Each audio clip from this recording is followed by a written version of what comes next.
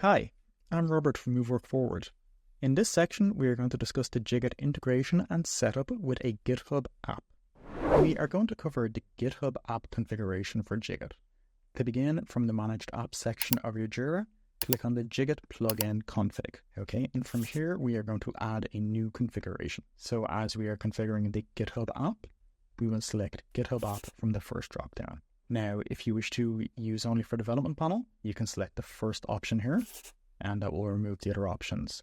This means no commits will be indexed, and only branches and pull requests are going to be displayed in the development panel. If you wish to index pull requests in the repositories, you can leave this option ticked, and the same applies if you wish to display repositories in the dev panel. If you want to enable smart commits, you can tick this option, and the same also applies to the last option if you want to add Git activities as issue comments. Okay, so we are going to select GitHub as it's a GitHub app, and you can choose either a repository or a group. For this, we are going to use a repository, and we are going to use our test repository here. So we will just copy this and paste it here. You can change the default branch if you wish. For this, we are going to leave it as master. Now, as we're using a GitHub app, we require a private key for our app. So we are going to go to our GitHub App section, go into our test app here, and generate a private key. So if we scroll down, if you've not previously created a private key, you won't see the option here, and it'll be a much larger prompt. But for now, we're just going to generate a new private key, and we have it here. So we're going to open that, and you need to just open it with a text editor so you can access the private key. And as we can see, we have our private key here, which we will copy and paste into the private key section here.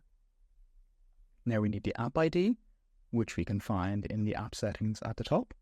So we'll just take that app ID and paste it in here. It will also specify the specific scope of access your application should have here.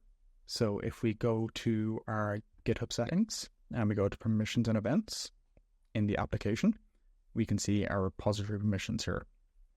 So we have administration, access, read and write, contents, access, read and write, metadata, access, read only, which is mandatory, projects, access, read only, and then finally pull requests, access, read and write.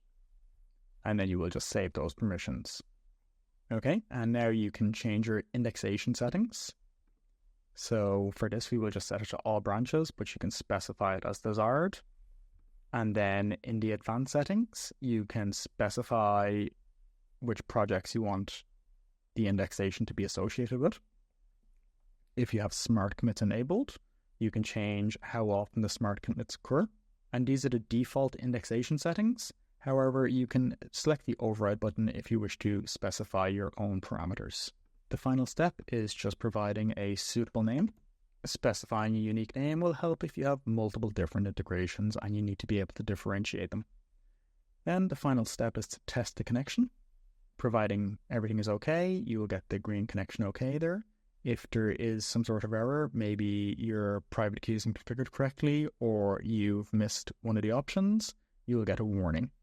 And you save and you're good to go. If you do want to later change any details, you can go back in and edit accordingly here. So if you wanted to use only the development panel or even change your token, you can pop back in and change it accordingly without adding a new configuration.